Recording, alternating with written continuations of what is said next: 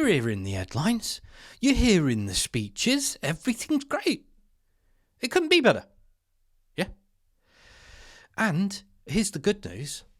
It can only get better. You see, as you get less and less, and your life just shrinks into nothingness, as things become so eye-wateringly expensive and services become so bad, it couldn't get better. And the future is so bright, it's unbelievable. You can't even look at it, it's that bright. According to headlines, according to the speeches, that is, right? And yet so many of us are going out every day and we're looking about. And maybe we just want to experience something or get a bit of service. And somehow every day it gets worse. The quality of food somehow gets worse, but things just keep getting more expensive. The quality of service keeps getting worse, and yet things are getting more expensive. Environment is getting dirtier, and yet it's never been so vibrant. We're seeing it, right? We're seeing environmental decline, and we're witnessing and anecdotally experiencing things on such a vast scale now of decline that gaslighting, which is basically what I'm talking about here, that everybody is experiencing, right? The gaslighting that we are experiencing is on epic levels. And what I want to do in this video is just very quickly discuss, because as much as anything else, what I want these videos to be about is for you to know that, yes, we are absolutely seeing it for what it is, okay? And this is how gaslighting works, isn't it? Because it is all about how it can convince you that the total opposite is reality, when we can see it from our own anecdotal experience that it is very much not the case. So what I want to do is I'm going to use an example. We're going to use London because I think that's a good example. And I'm going to add a bit of context to this first video, okay? I'll play it to you in just a second. But basically, this pastor is walking down the road in London, okay? And, well, I'll play it for you, but just remember that it's a pastor. I declare you blessed. I declare favor upon your life, upon your business, upon your life, upon your family, in the mighty name of Jesus.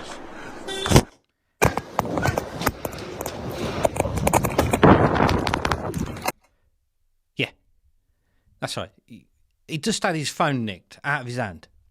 So the guy is basically giving blessings to his followers. But then listen to this.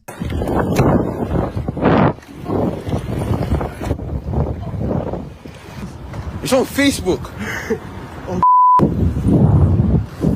Refresh up. It's on Facebook. Yeah, the robbers took the phone, not realising.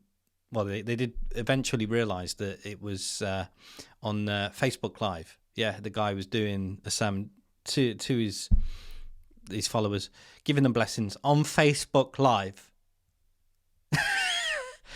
There is, of course, an incredible amount of irony about this. Yeah, a pastor literally giving blessings. Yeah, as he's walking down the street, giving blessings to others, and then yoink, bang, the phone's nicked.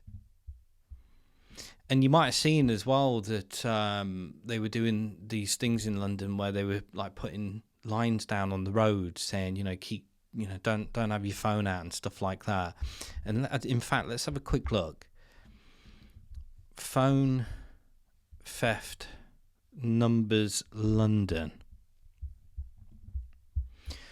Over 80,000 phones were reported stolen in London in 2024, a significant increase from the previous year. Various sources cite numbers ranging from 70,000 to over 116,000, but all confirm a major rise in phone theft. Really think about that, dudes. I know we don't need to think too hard on this one, but anywhere in between those sort of numbers, right? Let's say, round figure, 100,000.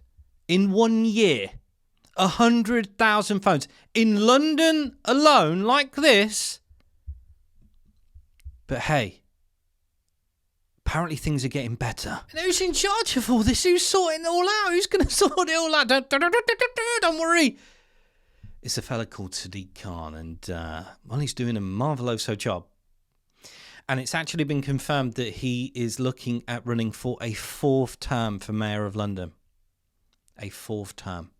That'll be 16 years in total, dudes. 16 years. Kind of gives you an idea where we are. A 4th term.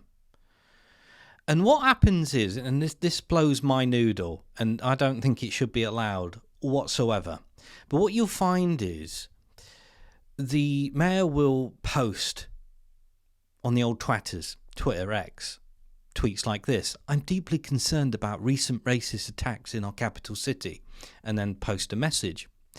And people might want to discuss that. They might want to discuss what that's all about, maybe experiences, maybe just have a chat, from an elected official on a social media platform.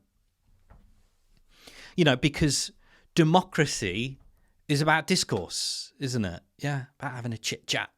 Oh yeah, that's a really good point, actually. Democracy. What's that then? What's that? Yeah. I think much debate is about whether that even exists.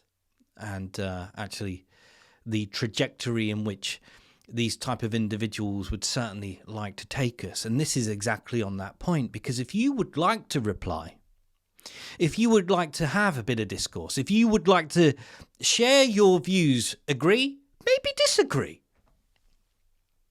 It's all healthy stuff, isn't it, in a democracy? Replies are switched off. Replies are off-ski, yeah. And that's what blows my noodle, an elected official being able to even do that on a social media platform. Switching off replies, so you can't even reply to it. There's your democracy for you. And then again, let's play a little ditty, shall we, in regards to numerous examples. So Londoners will see the crocodile tears coming from the Conservatives. They don't you dare say they're crocodile tears. This is a lady, Susan Hall, the Conservative opposition, who regularly and sometimes quite hilariously has debates with Sadiq. And I particularly like the ones with the deputy mayor. She's real good. And Susan Hall here is one of the few people I suppose gets to even do it. Because again, that's all part of the trajectory in which we are heading, right? The whole idea is, well, I don't know, let's map backwards from a North Korea, shall we? You remember them scenes, or I say remember them, they're rife even now. You can go online and you'll see these people going, and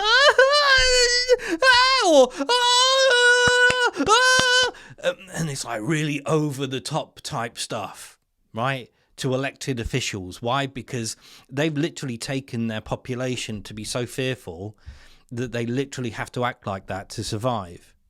So if we kind of reverse backwards from that, kind of gives you an idea of where they would like to take us, right? And this, I'm sure, is no difference. She's probably one of the only peoples who get to actually debate and confront. And well, the overall impression of it is, I don't think he's the biggest fan. Because we care. We do care. You say robbery is down 82.5% increase in business robbery. Don't you dare say we don't care, because we damn well do care. It's you that doesn't appear to care because you're not doing anything about it. In the last 12 months, sexual offences were up 6%. 125,000 domestic abuse offenders were recorded. The positive outcome for the rates for these crimes was less than 10%.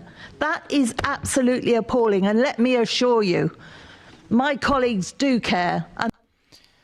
And I have heard Sadiq in previous examples as well, when questioned about certain things, why did we not get a response on that?